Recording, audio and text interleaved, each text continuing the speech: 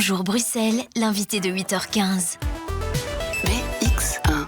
Notre invité est député fédéral pour le PTB, c'est Nabil Boukili que nous recevons ce matin. Bonjour Nabil Boukili. Bonjour. Merci d'être dans ce studio. D'abord un petit mot sur ce qui se passe en Turquie et dans le nord-ouest de la Syrie avec ce tremblement de terre. On voit une immense mobilisation en région bruxelloise. Ça vous surprend, ça vous conforte, vous vous attendiez à ça ?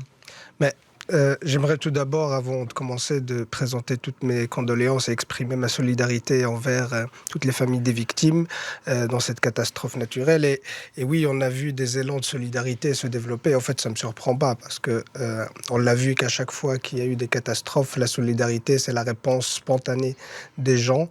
Et je pense que cet esprit de solidarité s'exprime aujourd'hui encore envers la Turquie et la Syrie. Je pense que c'est nécessaire. Développer une solidarité internationale entre les peuples, c'est quelque chose de nécessaire et surtout dans les moments difficiles comme celui-ci. Oui, et dans un climat particulier, parce que dans le nord-ouest de la Syrie, on rappelle, c'est un pays qui est ravagé par la guerre civile, qu'on est dans une région où il y a des revendications kurdes aussi qui s'expriment. La ville de Bruxelles met le Palais 11 à disposition à partir de ce matin pour centraliser l'aide humanitaire et on sait que la ministre des Affaires étrangères, Hadja Habib, prépare l'envoi d'une mission BIFAS. Ce sont des bonnes réactions des autorités bruxelloises et fédérales. Vous qui êtes dans l'opposition ? Oui, je pense que non, dans ces moments-ci, il ne faut pas réfléchir en opposition et en majorité. Je crois que là, c'est la solidarité qui s'impose avant tout. Et là, je pense que la Belgique... en tout cas, tout ce qui est possible, tout ce qu'elle peut offrir comme aide dans ces cas-là, est le bienvenu. Là, on est à plus de 4000 morts et je pense que le chiffre va encore augmenter dans les heures et les jours qui viennent. Et je pense que tous les moyens qu'on peut mettre à disposition de ces personnes, ou en tout cas de l'aide qu'on peut envoyer, est nécessaire et il ne faut pas hésiter à le faire. Alors, on va parler avec vous d'énergie et de la facture d'énergie, puisque le Conseil des ministres restreint, le Cairn, s'est mis d'accord hier sur le maintien de la TVA à 6%, mais compensé par une petite hausse des accises. Donc l'État ne va pas récupérer tout ce qu'il laisse partir avec une TVA réduite, mais il va en récupérer une partie. C'était inévitable ou on aurait pu faire autrement ? Et bien sûr qu'on aurait pu faire autrement. Ici, c'est une manière de dire qu'on reprend avec la main droite ce qu'on a donné avec la main gauche. Pas dans les mêmes montants, Nabil Boukili. Pas dans les mêmes montants, mais c'est quand même... Il y a quand même des milliards d'euros qui ont été dépensés par l'État fédéral pour faire baisser la facture énergétique des citoyens. Et pourtant, la facture énergétique est toujours un poids pour les familles. Et je pense que la mesure principale qui devait être faite n'a pas été prise, c'est celle du blocage des prix. Parce que si on bloque les prix, on ne dépense pas tous ces milliards pour aider à gérer les factures. Je pense que c'est là qu'il fallait agir et ça on ne l'a pas fait. Et aujourd'hui, je ne comprends pas comment le gouvernement Vivaldi juge que le pouvoir d'achat, que la situation des gens est assez suffisante, est assez reposante pour pouvoir augmenter des accises sur les factures d'énergie. C'est quand même hallucinant. Ouais. On peut bloquer les prix à l'échelle d'un pays, sachant que le marché du gaz et l'électricité, c'est un marché international, en tout cas au minimum européen, et que si les Belges bloquent les prix, les sociétés gazières ou énergétiques risquent de vendre leur énergie aux pays voisins et puis à la Belgique ? Mais bien sûr qu'on peut le faire. Et d'ailleurs, il y a d'autres pays européens qui l'ont fait. Nous, avec un mécanisme de compensation. Donc c'est quand même l'État qui paye finalement aux fournisseurs. Oui, et les mécanismes de compensation, il peut y en avoir plusieurs. Nous, on a une proposition de blocage des prix compensée par les surprofits d'Engie. C'est quand même pas normal que Engie continue à vendre le mégawattheure à 160 € alors qu'il coûte 35 €. Il y a quand même des surprofits qui sont faits, qui sont exagérés et que ces surprofits doivent être utilisés pour compenser le blocage des prix. Mais ce que je trouve en tout cas hallucinant, c'est qu'on augmente les accises alors qu'on a les factures d'énergie les plus chères d'Europe. Nous, les factures, par exemple, le prix de l'électricité en Belgique est le prix le plus cher en Europe, d'après une étude qui a été faite par le PTB. Et celui du gaz, on est le deuxième après les Pays-Bas.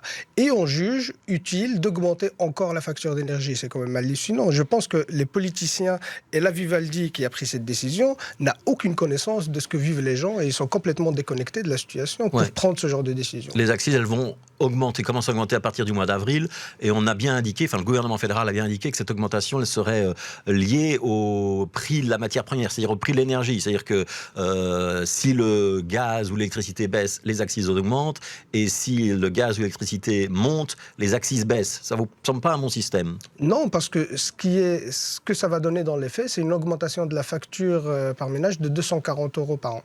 Donc ça, c'est le résultat de ces augmentations d'accises, et c'est les chiffres qui sont évalués aussi par le gouvernement. C'est pas un chiffre... Mais ces derniers mois, on était plutôt sur une augmentation de l'ordre de 1 000 € par an. Hein. Ben oui, mais je pense qu'aujourd'hui, quand on parle d'une augmentation de 240 €, ça ne veut pas dire que le prix de l'énergie et des factures est revenu au prix d'avant la crise. Là, on est encore dans des prix qui sont exorbitants, dans des prix qui sont toujours impayables pour les gens, et on décide d'augmenter les accises. C'est ça qui est inacceptable. Le tarif social, il est maintenu. Il profite quand même à un grand nombre de familles bruxelloises notamment. Le tarif social énergie, par contre, il est amené à diminuer dans les prochaines années. Mais que le tarif social soit maintenu, c'est quand même une bonne nouvelle pour ceux qui sont les plus en difficulté?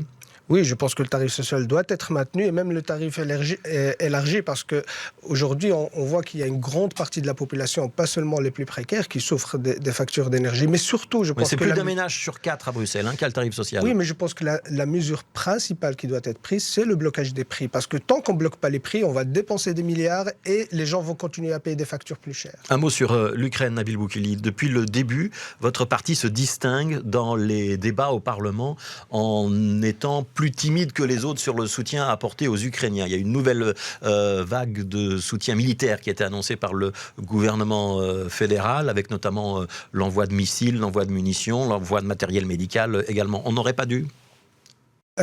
On n'est pas timide dans notre soutien pour les Ukrainiens, au contraire.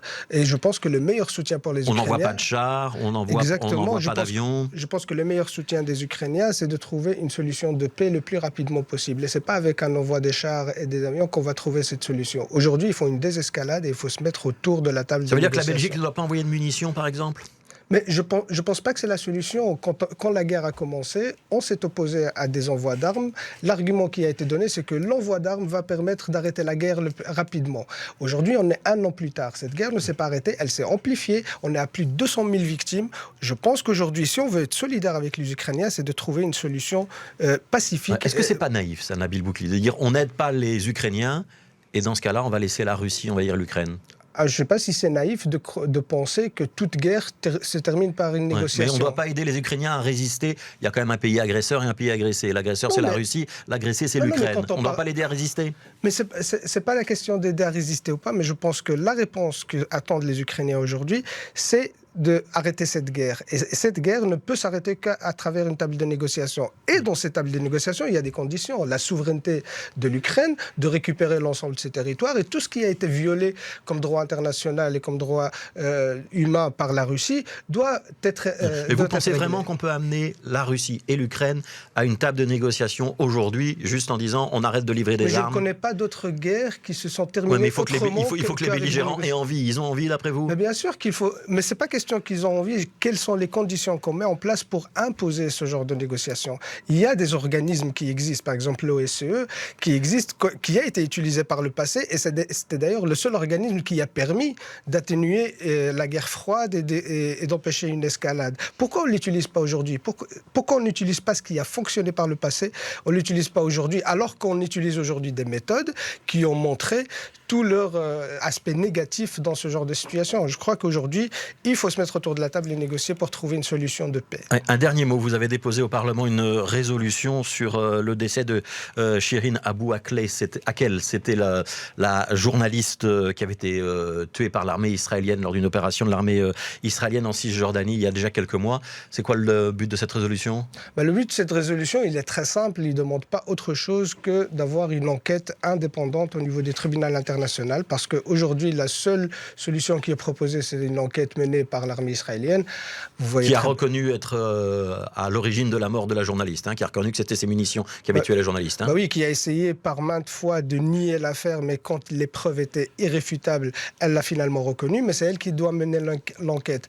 On sait très bien qu'ils sont à la fois jugés partis, ça ne va pas. Il faut une enquête indépendante, et c'est tout ce que demande ce texte, une enquête indépendante, et j'espère que l'ensemble des parlementaires vont soutenir ce texte. Merci Nabil Boukili.